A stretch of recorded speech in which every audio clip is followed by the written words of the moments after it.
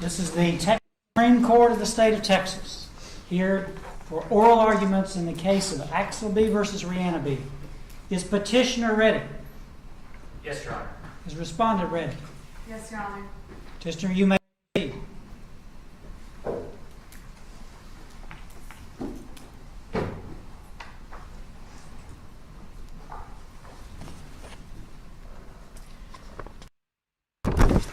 Chief Justice, good evening, and may it please the court.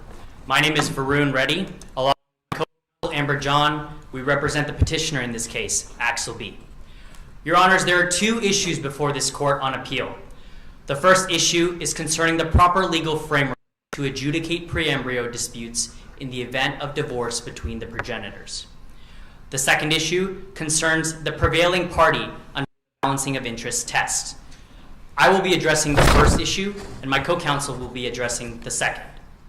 At this time, and with the court's permission, we would also like to reserve 2 minutes for rebuttal. I have permission. Thank you, Your Honor.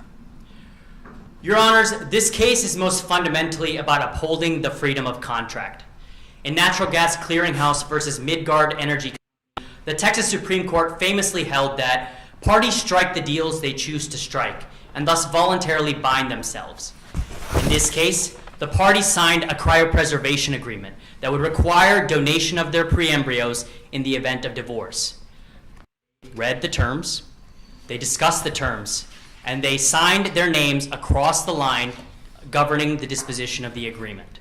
We simply ask this court, alongside a majority of courts that have considered this issue nationwide, to simply enforce the terms. Thus, we hold that the appellate court erred when it granted summary judgment in favor of respondent, and instead asked this court to reverse in favor of Axel B for 3 reasons. Your Honor, the contractual approach balances the interests of both progenitors, respecting both procreative rights while minimizing court involvement in private family affairs. Secondly, the contractual approach is supported by Texas statute, public policy concerns, and provides judicial predictability to the IVF dispute resolution process. The third argument, Your Honor, is that the balancing of interest test as applied here was erroneously applied and leads to poor judicial precedent for Texans. On to my first point, Your Honors. The contractual approach balances the interests of both progenitors while minimizing court involvement in private family affairs. Before we hop ahead to what the appropriate standard is, there are questions lingering in my mind whether or not this is an enforceable contract to begin with. It strikes me more of an informed consent agreement wherein a patient says, I understand I may get X, Y, and Z services. What authority or rationale do you have that this is an enforceable contract between these two parties? Your Honor, this would actually be my second point, but we would hold that in prior cases issue has been considered, cryopreservation agreements have been held as valid contracts between the parties. This was the case in Bilbao versus Goodwin, in which the progenitors' individual choices were respected as their personal choices as manifested in the agreement. This was also the case in the New York Appellate Court in Cass v. Cass, where in enforcing a cryopreservation agreement, the court actually held that this maximizes the procreative liberty of both parties by reserving to them what is quintessentially a personal choice rather than court involvement. Secondly, Your Honors, we would also... Counsel, I don't mean to interrupt, except to say, keep in mind that this court, you're not contending this court has to do what a New York court did, are you?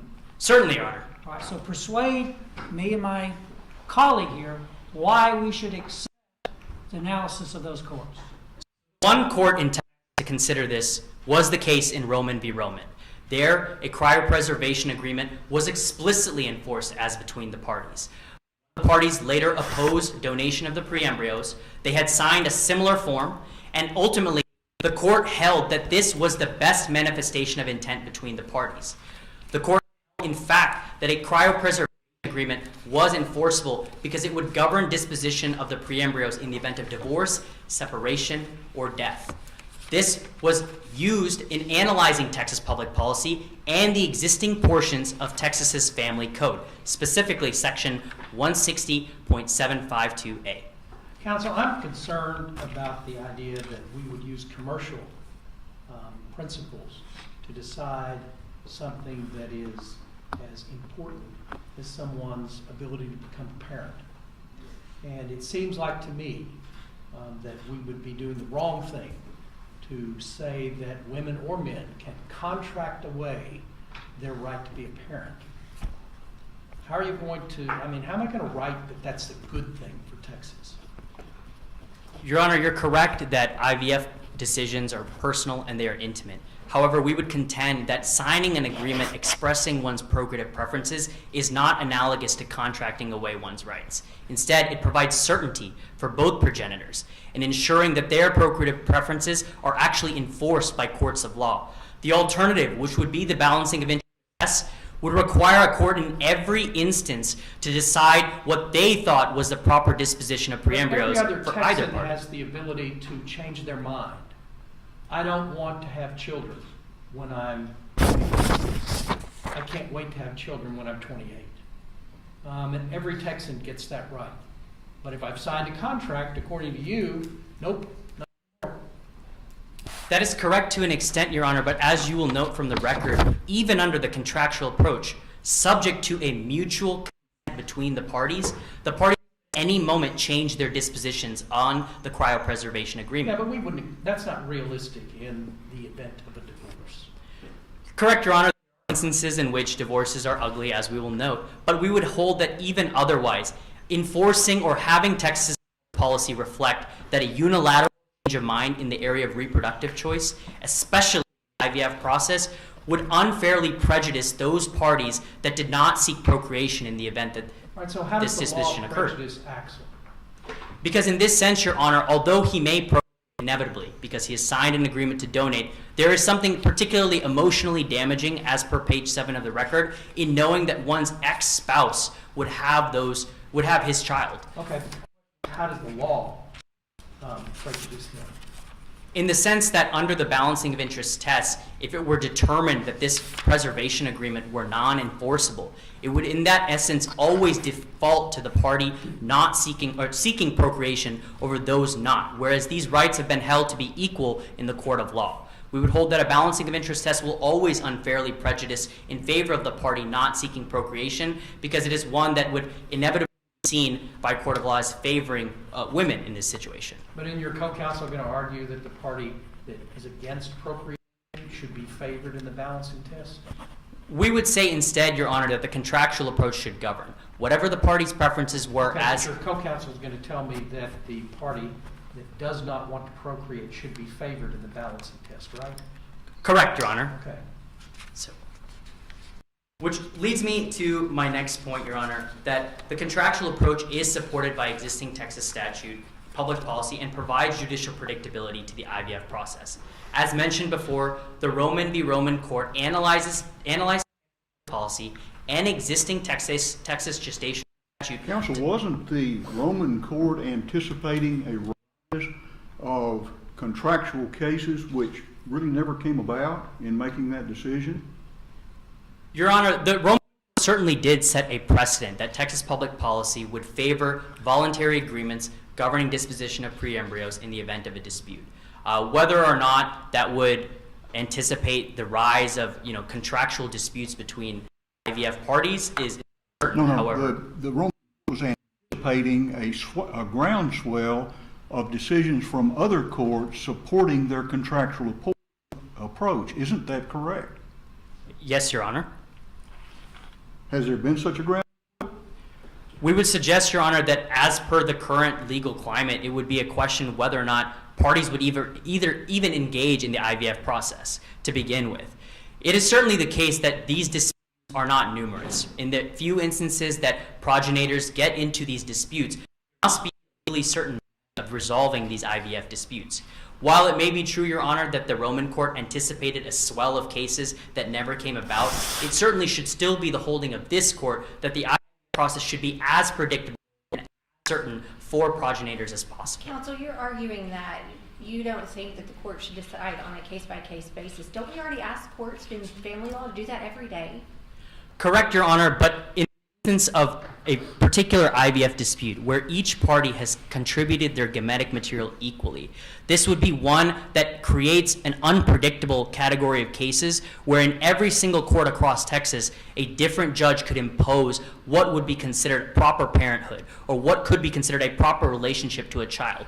That is unpredictable, and that would chill IVF together. Instead, we're just asking for this court to recognize that contracts can provide some certainty to an already inherently complicated situation between couples. Furthermore, Your Honors, the balancing of interest test as applied here was improperly applied in judicial decision making. As mentioned before, where parties are required in every instance to balance their interests, this creates an inconsistent patchwork of cases that would increase the amount of litigation between parties. The court held that the purpose of an advance agreement is that it eliminates this need for a case-by-case decision-making process. Instead, we encourage progenitors, and the policy of this state would encourage individuals to carefully draft those preferences on an informed consent agreement. This promotes communication between the parties, requires them to carefully consider their IVF choices before engaging in the process altogether, and would prevent the ability for endless litigation from the district courts all the way up to the Texas Supreme Court in the event that there were disputes. We would hold that if this court were to have to contend with the plaintiffs and defendants in every single appeal, because in Travis County they received one disposition regarding a dispute, and then again in Collin County received another judicial decision, this would be a worse legal environment for both progenitors, both men and women across the state of Texas, and therefore should not be held. Doesn't the family code recognize that circumstances change and call for the court to change in response to change circumstances? Yes, Your Honor. We got to change circumstance here. You know, the Rihanna is in a situation where it's more and more difficult each day for her to conceive.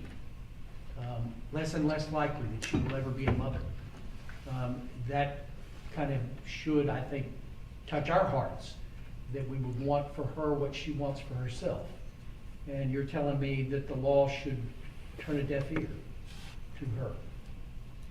Your Honor, no, that would not be the contention of the petitioner. Instead, we would suggest that while the process is obviously intimate and requires tough decisions by the court has to emphasize that the procreative rights of both parties in a coordinated process that is IVF has to be considered together. It is not simply... So you're asking me to do it together. You're asking me to only consider him. He says no, and the contract says no, end of question. Nothing to be considered on her side. No, Your Honor, we would not contend that we are only considering the interests of petitioner. In fact, as the Texas Supreme Court has recognized before, one's manifestation is their word. The only form of agreement that the parties had before any of this became possible was the informed consent agreement on page 38 of the record. The parties clearly expressed... Isn't that informed consent agreement anything on earth except just a risk management contract between the IVF Carol Freeze facility and this couple? It never was intended to be a disposition form, was it? No, Your Honor, we would contend that the cryopreservation agreement, especially in the IVF process, is one of the only legally governing documents between the parties. Although it is true that the legally binding nature of the agreement was not explicit, the IVF... These folks signed multiple agreements, had 20 minutes, and now we're talking about disposition of something that is intensely personal to both of these parties. How is that a fair construction of a contract? Correct, Your Honor. They considered the choices together. They made different dispositions in the event of death or divorce. In the 20 minutes they considered that choice together? Is that right, counsel? No, Your Honor. They also reviewed a 64-page packet regarding the risks of the procedure. You're correct, Your Honor, that the specific time regarding when they looked at the contract might have been short. But this was a process over time, Your Honor. They looked at all of these preferences, and they made their choices, and they made them together. That admits of coercion. No, Your Honor. Doesn't it? No, Your Honor. We would contend there was no coercion. There was no threat of force. I may briefly conclude, Your Honors. For these reasons, Your Honor, we would hold that the contractual approach should govern. A case-by-case basis in which the court were to consider the balancing of interest test would be disastrous for Texans. For these courts, we ask this court to reverse the appellate court's summary judgment decision. Thank you. Thank you, counsel.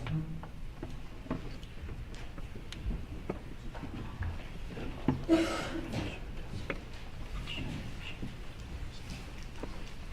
you ready? We'll proceed.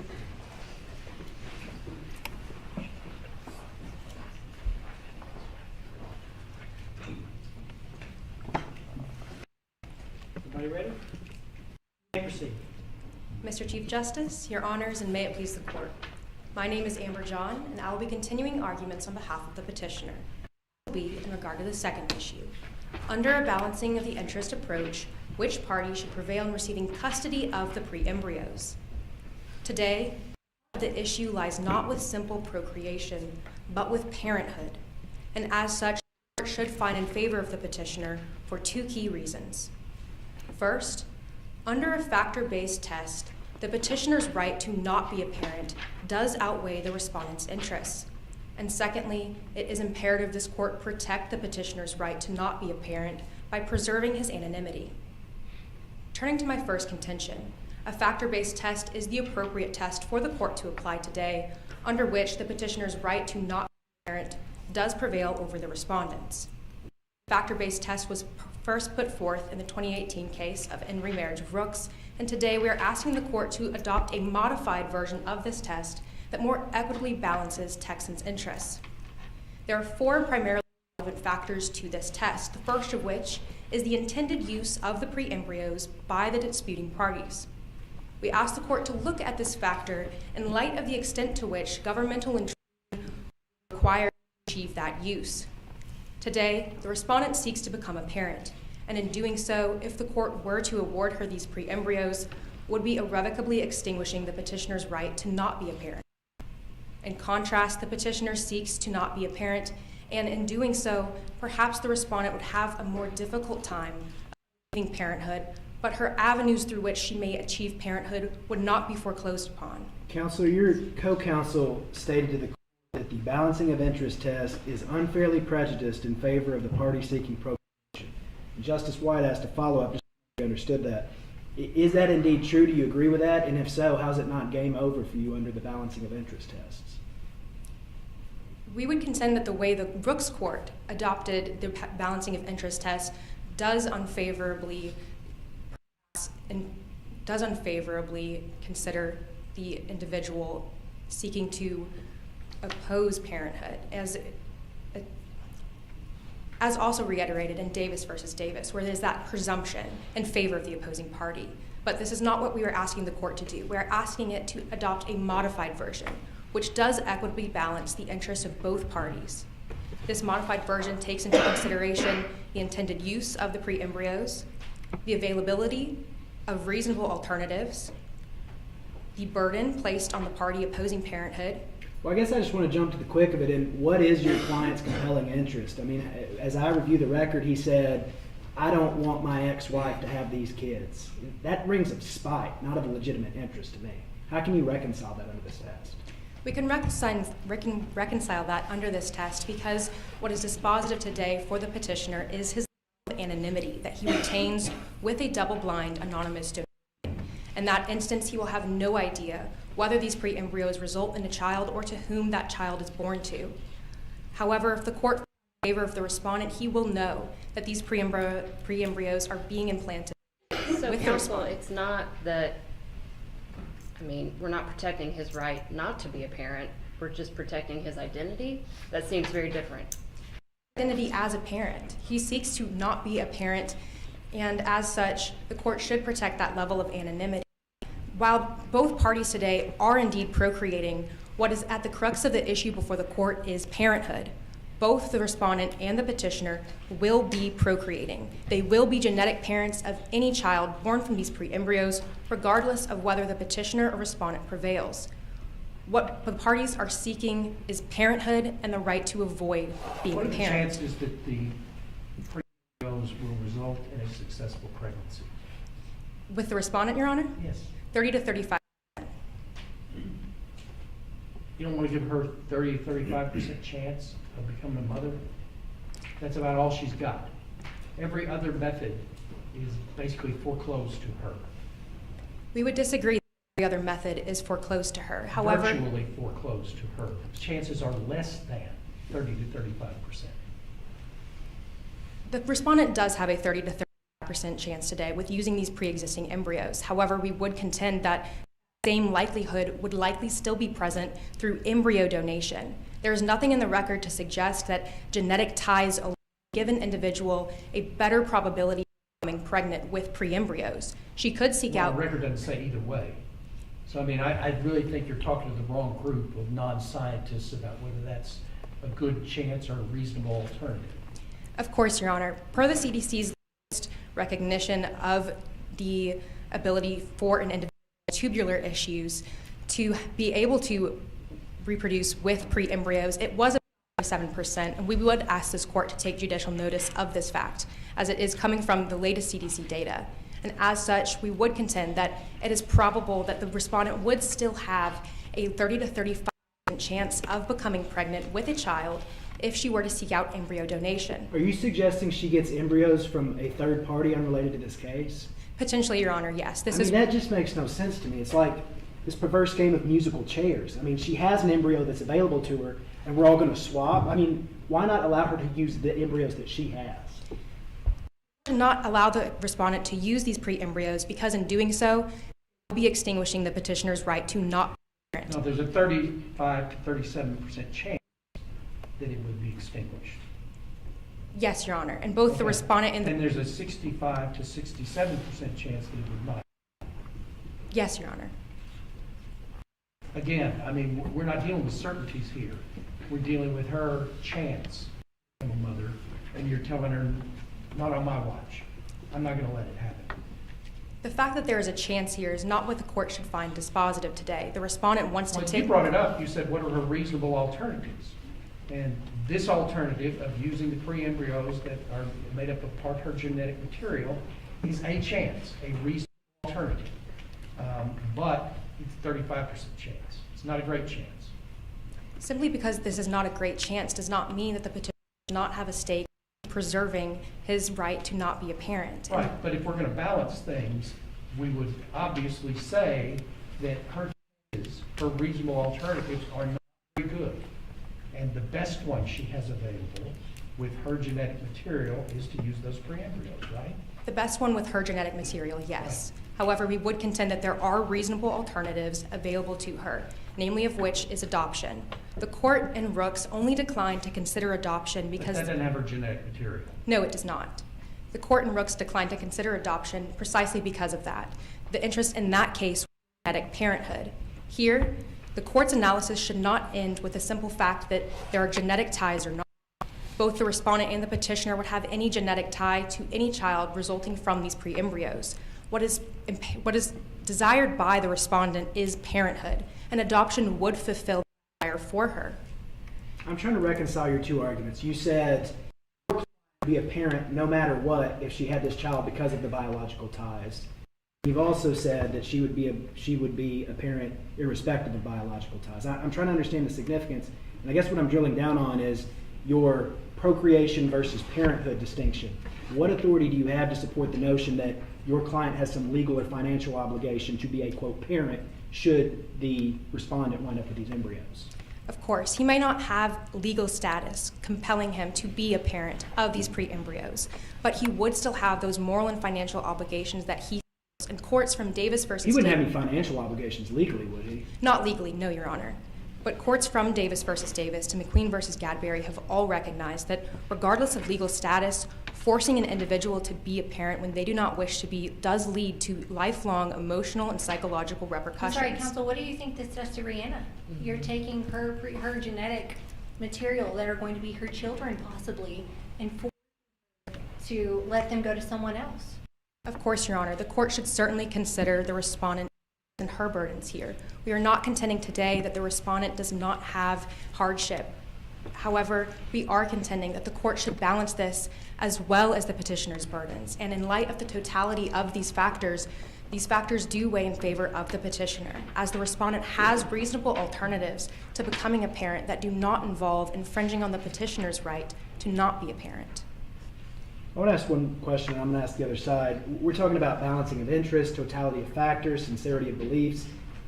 It's not a fact issue for a jury to decide. If the court were to determine that this should be a fact issue for the jury to decide, it would have to remand today. As it is standing before the court in this instance, we would contend that there is enough for the court to determine whose interests do outweigh the others, as courts all across the nation have determined this issue on appeal. You have no interest in putting this case in front of a jury, is that right? At this point, Your Honor, no. If the court did seek to, in future cases, determine that the balancing interest test was the appropriate test and leave that to a jury decision, this would be welcomed by the petitioner. But as it stands today, this issue is before the court, and we do ask the court to make this decision in favor of the petitioner. One of the factors the court should consider in determining interest does outweigh is the original intention of the parties in seeking out the IVF procedure. Today, the original intent of these parties was to have a child within the bounds of their marriage and co-parent this child. This is no longer the case. This is distinguishable from cases such as Safransky versus Dunstan, where in that instance, the individual sought out IVF to preserve her own individual fertility. The parties today did not seek out IVF to preserve only the respondent's fertility, but rather to ensure that they would have they would be able to parent a child together within the bounds of their marriage. And as the Supreme Court of Arizona and Torres recognized, the individual today does have an interest in not being a parent with a certain individual. As such, this third factor does weigh in favor of the petitioner, as these original circumstances no longer exist. The fourth factor we are asking the court to weigh is the burdens placed on the individuals, both the respondent and the petitioner. As we've discussed, both parties do have hardships that this court should be taking into consideration. And while we recognize that section... It seems like at the end of this, though, all the hardships land on Rihanna. Because she has no child, no real alternatives, smaller by the day, and some other woman is using her pre-embryos to have a child. Why is that right? We're certainly sympathetic to the respondent in this case, Your Honor. However, we would that she does have those alternatives through which she could be a parent, namely of which, as we've discussed earlier, is adoption. And should this court decline to consider adoption, this could be a dangerous precedent that adopted children are somehow unequal to biological children. That's not fair. And nobody's going to say in their opinion here that adopted children are an inferior way to be a parent. And I don't think you should suggest that we would. But we're talking about people having children with their own genetic material, related in that way. And she's the one that doesn't get to have one, and some other woman is having her genetic material and giving birth to it. Why wouldn't she have the emotional attachment that you claimed that Axel would have? Perhaps she would, Your Honor. We are asking to weigh that factor as well as the petitioners, and in all of these factors, to weigh these against each other to determine whose interests do have the more significant issue before the court today. We wouldn't say either one of those would, right? Nobody wins that. On this particular factor, the court could very well find this to be balanced, in which case we would contend that the other three factors, the fact that the intended use of the pre-embryos by both parties, should the respondent would require extensive governmental intrusion into extinguishing the petitioner's right to not be a parent. The fact that Rihanna does have alternatives, such as adoption, embryo donation. Counsel, isn't it harder? Counsel, I guess I'm struggling with whichever path we go. So if we say that the pre-embryos are donated or we allow Rihanna to use them, the options for your client is to walk away. You just walk away. He has no legal obligation to take care of a child that Rihanna has. He has obviously no legal obligation to take care of the child that the pre-embryos are donated. So in either instance, he gets to walk away. So why should we, again, going back to what my colleague said, it seems like we're putting all of the hardships on her, when at the end of the day, he's going to do the same thing, whatever we decide. Chief Justice, may I answer your Associate Justice's question and briefly conclude? Yes, you may. I'll give you 30 seconds. Thank you. Or he will give you 30 seconds. We would contend that while the petitioner may not have legal status as a parent, he may not be legally a parent. In the eyes of the state of Texas, Texans most certainly would view him as a parent.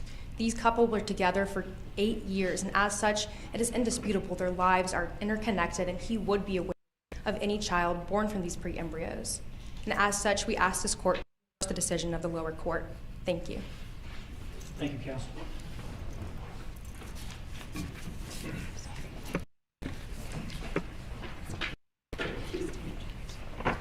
Are you ready? Respondent, you may proceed.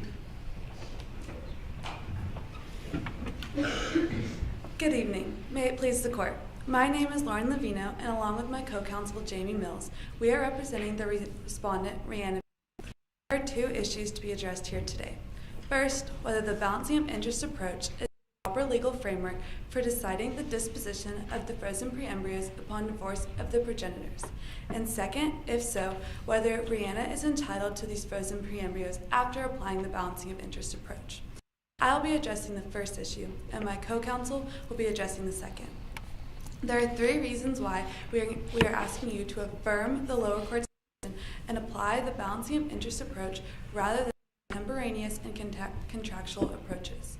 First, the balancing of interest approach more accurately parallels Texas public policy in that it allows parties to change their minds in manners that are significant as the one we're faced with today. Counsel, let me start with this balancing of interest. I actually want to know more about the contractual approach. You do agree with me, do you not? This court has a long tradition of upholding the right of parties to come to a meeting of the minds by way of a contract that's reduced to writing, which is enforceable. You understand that. And you're not asking this court to change that, are you? No, Your Honor. In fact, we don't believe that there is an enforceable contract between Anna and Axel as husband and wife. Rather, this was a consent form designed to control the relationship between the clinic and the parties as a whole. Okay, but wait a second. They both signed this agreement, right? And there was a special box, I think it's page 38 of the record, in which there was a specific question about what happens to the pre-embryos in the event of the divorce. Is that correct? Yes, Your Honor. And then she specifically answered that by choosing one of these alternatives, as did her husband.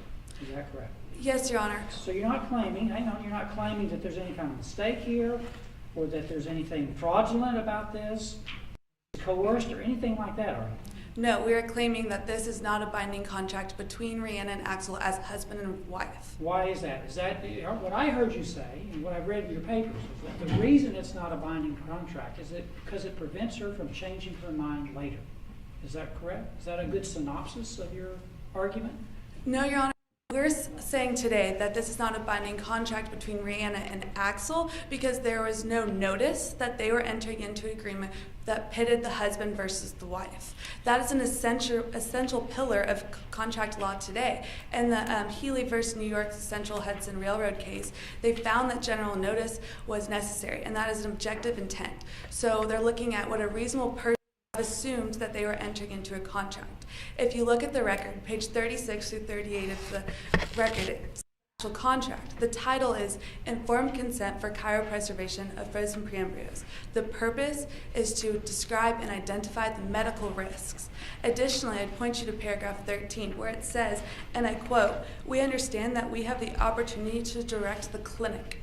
There is nothing here that would put Let me ask you about this provision. The purpose of this document is to declare our consent, skipping forwards, and to declare our intentions and desires with respect to the storage, use, and disposition of our cryopreserved materials. I mean, with this language, you can't seriously argue that she wasn't aware exactly what this agreement was doing, right? She was not aware that she was entering into an agreement with her husband. She was aware of entering into an agreement with the clinic. That is by What the evidence clinic. in the record supports that statement?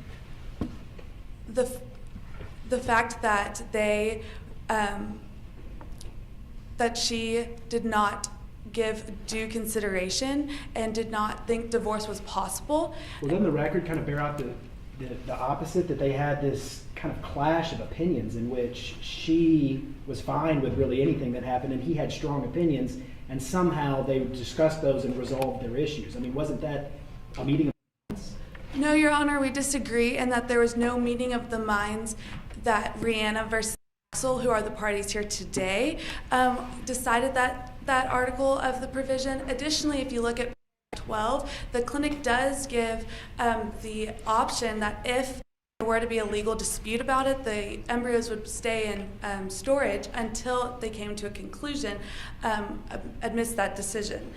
I would point you also to Texas statute that allows parties, as you mentioned, White, the Family Code allows parties to change their mind. There is a termination of gestational agreement statute 160.759 where a surrogate mother who has signed a prior agreement can terminate that if she's changed her mind prior to the implantation of embryos. Additionally, AZ v. BZ, which is an IVF case in Massachusetts, the court found that after analyzing their statutes, that parties could reconsider family matters such as marriage or parenthood. This was consistent with their statutes, such as how they've gotten rid of the breach of contract Aren't for you kind of marriage. asking us to predict what the legislature would do in this particular dispute? That they would do the same thing with an IVF problem that they did with gestational agreements? Are we really in a position to make that prediction? Your Honor, I'm asking you to look at the bigger picture, what is important and a priority in Texas. Well, of course, there's a lot of dispute about that here, because a lot of people up here would say, too many opinions that say that the freedom to contract is sacrosanct in Texas, off of that. And so what we end up with is perhaps an opinion today that says consistency and predictability are the most important things, and reasonable minds might disagree about how that should be applied here, but the legislature is in charge of deciding how to deal with a balancing of interests or changing minds or other things like they did with gestational agreements. Your Honor, I think it's important to note that we are not asking you to get rid of this freedom to contract idea. In fact, we believe that in order to keep it intact, you must affirm today. Otherwise, it would create the idea that people could be bound to an agreement they did not intend or expect to be in. And I'm referencing the agreement between Ann and Axel, not the agreement between the clinic and the parties as one unit. Additionally, Texas statute 160.103 is the adoption statute, and that allows a 48 hours, a birth mother, 48 hours after she gave birth to change her mind that it's not subject to a prior agreement. And so with that, demonstrates this bigger picture that the court can use today to develop the law going forward. While the parties here have agreed that this is an interim category of property and that they're not yet children, we'd be remiss to not remark that they have the potential to become life. And Rihanna here is here to protect her right to her biological child, which is parallel with case precedent in Texas. Counsel, precisely what kind of Texas property are unimplanted, untransferred genetic materials to this couple? The parties have agreed that this is an interim category of I property. understand what the parties have agreed. What kind of property under Texas law that we're bound to follow is this genetic material? It's not separate property. It's not community property, is it? Is it community property? It's property with a special distinction or dignity, Your Does that Honor. mean separate property or community property? I think that's part of the question of what exactly these embryos are, because it is such a What new... does special dignity mean? That they deserve special respect, that they cannot be given the just and right normal divorce procedure that would go through property, and that they also are not yet children. In the absence of the court's ability to divide this property that y'all stipulated to in a just and right manner, in the absence of any type of authorization under Article 16, Section 15, or 3001, 003, or 003 with regard to community property, what kind of property is this? Your Honor, I believe that goes to the main point that this is different property, or a different kind of property, which is why it needs to be a such sensitive matter. Opposing counsel had suggested that because of the sensitivity, it should be left to the parties in the position to... Does that mean this is emotional property? Your Honor, there is a degree of emotion to the property, and that they can So why become is your life. client entitled to more of an emotional balance than the other client is entitled to? How does the balancing test work on this? Doesn't everybody have a dog in this fight? Yes, Your Honor, we believe that's why the balance interest approach is the accurate approach, because it allows the court to balance these real and significant weights against each other. And there's not one that's just positive, and they do not weigh more than one or the other, rather a holistic review. So this couple is divorced. Whatever decision we make, this is going either to end now or back down for reconsideration. When it does, after it does, under the stay that's been on, then a transfer of genetic material can take place and either party may withdraw their consent. Isn't that right? To withdraw their consent from this contract, they'd have to jointly do so, which is why we're here today, because they could not jointly agree. Which brings me to my third point, that this balancing of interest approach more accurately reflects the parties' current desires. Rihanna and Axel sat down 6 years ago and they signed this contract. A lot has changed since then, and it'd be unreasonable to not bring in all those different circumstances. Additionally, opposing counsel has mentioned Roman v. Roman case, which is the only Texas precedent, and this emerging contractual approach. But there's a large distinction here today that these other cases had in common. Rihanna wants these embryos to be implanted, while Axel wants them to be donated. And Roman v. Roman, one party wants them to be discarded, while the other wants them to be implanted. It forced the court to decide whose right to procreate was greater than the others. We are not asking you to decide that today. Rather, the question is, who gets to be a part of these embryos' life? Additionally, Now, Counsel, we're not dealing with the contract problem here, which is that we have written over and over again that we don't set aside contracts because one party is unhappy with the results of the contract. And we've done that over and over again. How can I not put Rihanna in the category of unhappy contracting party? yes, Your Honor, this is a different contract. The contract between... But that's not really the right answer, because all contracts are different. One of them is for selling widgets, and one of them is selling real estate, and one of them is property lines. I mean, every contract we have talked about didn't depend on the subject matter of the contract for the rule that unhappy parties do not get to avoid their contractual obligations. Your Honor, we are arguing that the contract between Rihanna and Axel is unenforceable purely because there's not a contract there. The contract is between the couple as one entity and the clinic, not between Rihanna and Axel. So we don't have to uproot this contractual approach that we have in Texas that is important. People should be allowed to have freedom of contract. Rather, I see that there's really a purpose for the clinic wanting the parties to reach an agreement about disposition, and that's because they don't want to be waiting for instruction for 3 years of litigation before they find out what to do with pre-embryos. They said, make your decision now so that we know if things go well for y'all or this doesn't work out, we know what to do with things. That interest is something they can insist that the parties reach agreement on. It appears they did.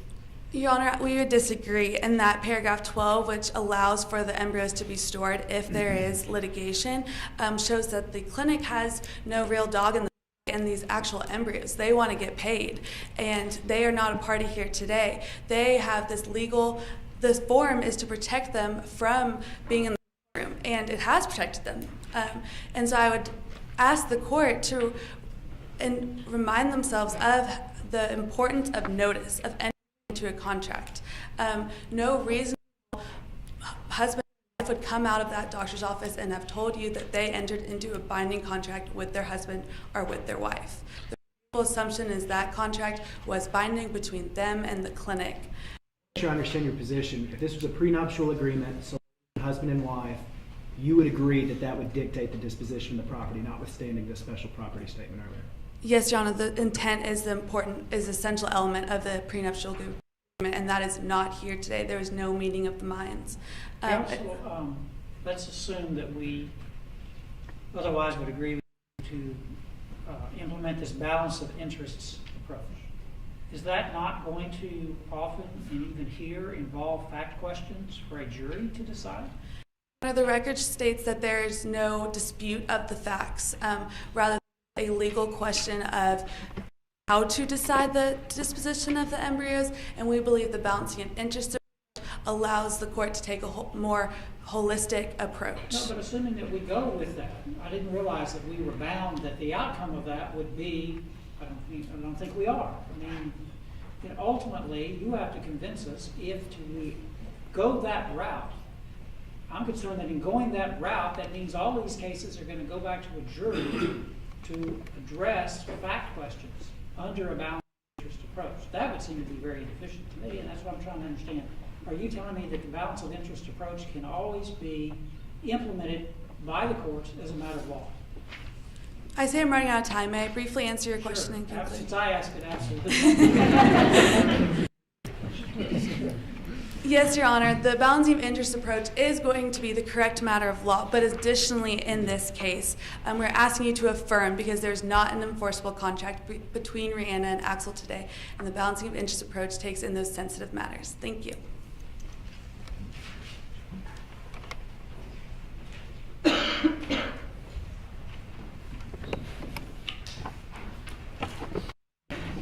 You may proceed.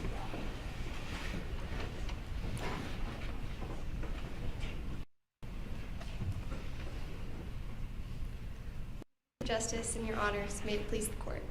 My name is Jamie Mills, and as my co-counsel Lauren Levino just mentioned, I will be representing the respondent, Rihanna B., on the second issue before the court today, regarding whether Rihanna has the greater interest in these pre-embryos based on the balancing of interest test. Your honor, today this court has the first opportunity in the state of Texas to make a decision regarding this matter, a decision that is fair, equitable, and reflective of our state's value in protecting the God-given right to procreate. We are asking this court to affirm the lower court's decision for three main reasons. First, to most accurately apply the balancing of interest test, this court must consider all of the relevant factors and apply them to the facts of this case. Second, in doing so, those factors favor Rihanna over Axel. And lastly, Rihanna also has a more deeply rooted interest and greater investment in these pre-embryos, such that ruling against her would impose consequences that ultimately outweigh any potential hardships on Axel. Now to my first point. To most accurately apply the balancing of interest test, this court must consider all of the relevant and their cumulative effect. We are here today to balance these two parties' interests. So how do we do that? Well, back in 1992, the Supreme Court of Tennessee in Davis v. Davis first articulated this test. That court did give us the main principle and purpose of this test, being to balance two fundamental and significant rights, the right to procreate and the right not to procreate. However, the court in Davis also made a very presumptive statement that ordinarily the party opposing procreation ought to prevail. Your honors, we need to reconcile why such a presumption was made. The facts of Davis are very different than the facts of this case today. The interests of the parties in Davis are starkly different than the interests of these parties here today. Mr. Davis sought to discard the pre-embryos while Ms. Davis sought to donate them, not to implant them herself. However, that court explicitly stated it would have been a much closer case had Mary Sue Davis been seeking to implant those pre-embryos herself. And your honors, that is precisely the close the court faces today. Later courts also faced this close question and realized a very fact-intensive and nuanced inquiry was necessary to apply this test correctly. In 2012, the Reber v. Reese court said, unless and until our legislature decides to tackle this issue, the courts must consider the individual circumstances of each case. Counsel, do you believe that this is a question of law in every case? Not in every case, Your Honor. It is a question of law in this case because the facts are undisputed. Okay, so we get into this horrible math thing that the Texas system allows, which is 12 jurors could decide for Axel, and 3 intermediate appellate courts could agree, 15 people. And yet, among us, 4 of us could overrule all those people. That seems like a really hard thing to put on us who've never met these people, never seen them in real life, have no idea what their life is like, but you're telling me that we have the power to balance interests for people. That seems like a horrible way of deciding intimate questions about people. Your Honor, we would disagree. In this case, the facts are not disputed. The facts I know, are... but I've got to write an opinion that says this is the way it goes for everybody. Jury trial, undisputed, whatever it is. And you're leaving the power in the hands of 4 or 5 people to decide what their life is like, even though 15 others have decided elsewise. We believe, Your Honor, that based on the facts that you are given, you can make a decision to balance interests in the most fair way possible. And that would be reflected in this court's opinion. Because those facts are undisputed, there's no jury to determine what is, who these people are about their lives, as you mentioned, because those facts are not in question. We are simply asking this court to draw legal conclusions based on the facts that have already been given and are undisputed by these parties. But the next case, not your problem, right? It would depend on, in that case, whether or not the facts, or whether or not the parties move for summary judgment as these parties Well, I mean, did. it's pretty easy for us. The simple path is the contract is what the contract says. And reasonable parties can disagree about whether that contract should be enforced or not. But ultimately, the people decide for themselves by electing representatives that sponsor and agree with views. And that's the way I understood Republican government's supposed to work. You're urging seven of us, however many we got here. Seven. You're urging 4 of us to save you from that. I don't know why I should. Your Honor, I think if I understand your point correctly, I think that I would remind you I'm arguing just that this case because the facts are not disputed. Yeah, but I'm writing for every other case. In moving forward, Your Honor, it would depend on the procedure, the posture of the case at the court's hands. In this case, the parties have both moved for summary judgment, seeking to be ruled for as a matter of law. So that's the question this court faces. We believe that the balancing of interest test. Just to be clear, you would be dissatisfied if you remanded this case for trial to a jury. No interest in that. Is that correct? Yes, Your Honor. We believe that this can be handled by this court regarding the facts that are undisputed. In a careful and thorough analysis of the balancing test will render that conclusion. To my second point, that when we consider the relevant factors and apply them to the facts of this case, they favor Rihanna over Axel. As you can see on the record at page 9, Dr. Fuswood has testified that this... Counsel, I'm still troubled with this property with special dignity, and I apologize to you for going back to it again. Is the special dignity in this instance the consideration of the interest of the unborn child? No, Your Honor. That is to consider what... Why wouldn't it be? Well, to consider this unborn child as thinking about their best interest would be to consider it as a child and as life, which is the very reason that these pre-embryos are considered property with special dignity and not children. We're not thinking about the best interest Is of it the much child. of a jump for us to say the special dignity is the interest of this child? I think the interest of the child can certainly be a factor, which again goes to our point as to why the balancing test is the best approach. A factor that fits squarely into the balancing test. Yes, Your Honor. Thinking about what might be in the best interest of this potential child would be a relevant consideration in applying the balancing test. So what would prevent us from engaging Solomon's remedy and simply cutting these embryos in half and giving each side whatever they want to do whatever they want to with it, but the opportunity to take into consideration the interest of an unborn child? Well, Your Honor, my client would argue that that would be something that would satisfy her because she would get some pre-embryos to implant and become potentially a biological mother. It would be opposing counsel's stance that that would be an unfair division of these So pre-embryos. your client would be happy with half of the embryos and the half thrown out, right? No, Your Honor, she's arguing that all of these pre-embryos should go to her and not that any of them should be discarded. But that is neither party's stance today. And if this were actually a piece of property of special dignity, then all of the embryos or nothing would be the issue for your client, right? Yes, Your Honor. All right. So are we to consider the interest of an unborn child in answering the question, what does special dignity mean in regard to your property stipulation in this case? Yes, Your Honor. I think that is the special dignity piece of that categorization. It's for us to take on the rights of an unborn child, in fact, an unimplanted embryo, when the legislature's not willing to do it. Is that right? No, Your Honor. I don't think that it would completely take the way that these embryos are analyzed in the way that they're disposed of. That would be changing what we are categorizing them as. The court has specifically categorized them as property of special dignity to avoid treating them solely as a potential child and to avoid treating them solely as property. That is the very purpose of treating them as this interim category. And we believe the balancing test is the most accurate way to figure out what to do with those pre-embryos. The most important Well, I want factor... to ask one follow-up question on that. You said it might be appropriate to consider the best interest of the child. It's not a procreation versus a non-procreation case. So it would seem to me that the options here are that these embryos are giving to a presumptively loving two-couple household, and option two, your option, is given solely to your client in which their father forever resents their existence. I mean, how is that in the best interest of the child? Your Honor, we have seen Texas courts' reoccurring preference for a child to be raised by a biological parent when that's a reasonable opportunity, and that is here. Having a child with you, getting to raise that child and be a part of its life is a significant and valuable interest that Rihanna is seeking today. That is why she's in this courtroom. Additionally, we believe that it is paramount to consider her inability to biologically procreate through other means. As you have nearly all pointed out, Your Honors, this is her last reasonable chance to become a biological mother. Hey, can we hang on there just for a second? If I remember the record correctly, 35% chance that she would bring a child to birth if she's able to use these pre-embryos. But if she went to other pre-embryos, doesn't the record reflect it would be a 20 to 25% chance?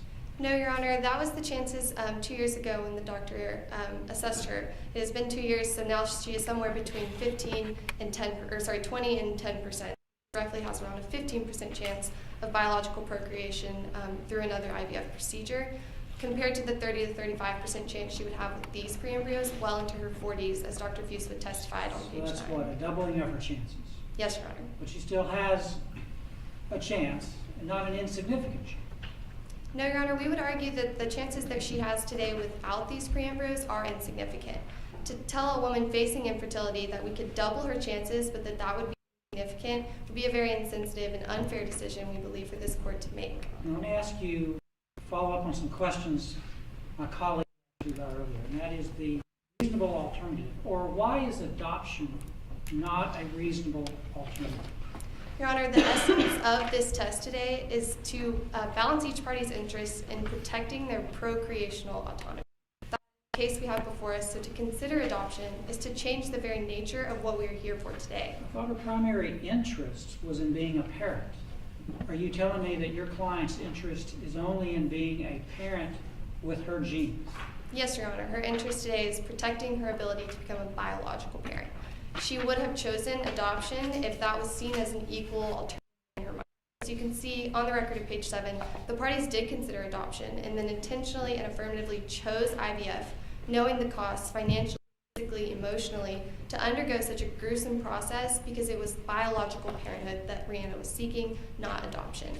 Additionally, other courts have, the Davis court did consider adoption, but it's important to note in that case, those parties actually chose adoption first, and it was the birth mother that changed her mind. Other adoptive avenues were too expensive, leaving them with no other alternative but to try to pursue the IVF process.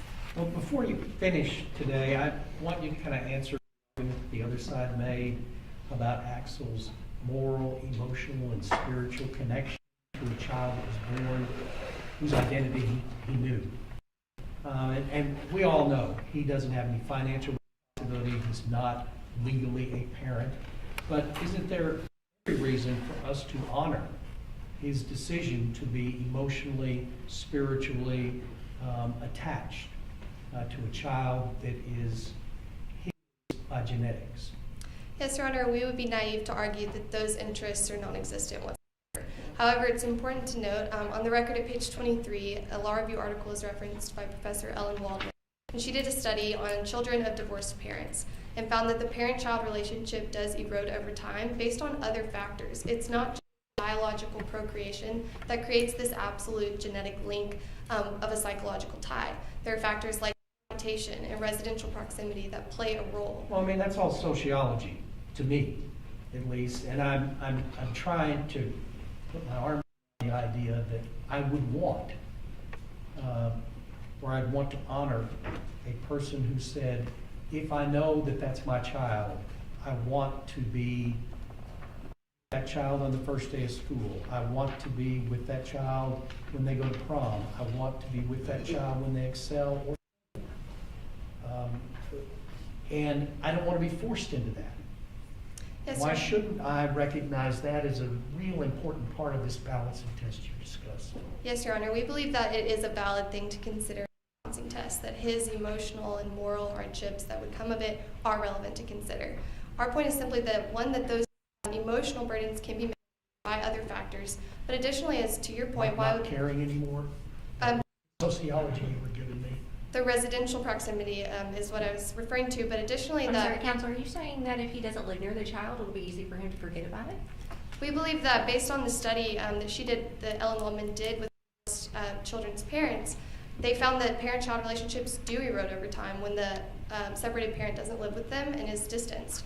Additionally, we are not arguing that Axel couldn't be a part of this child's life if he wanted to be. My client has made no implications that she would keep Axel from being part of this child's life. Additionally, we are asking the court to just protect her right to become a biological mother, which is a right that Axel is going to have for years to come.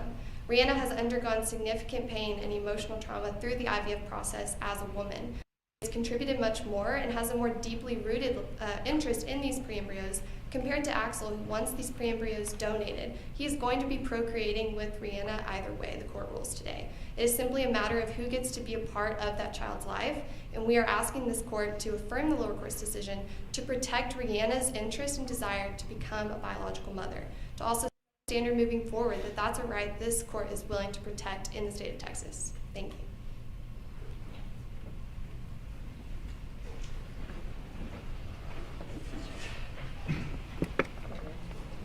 You may proceed.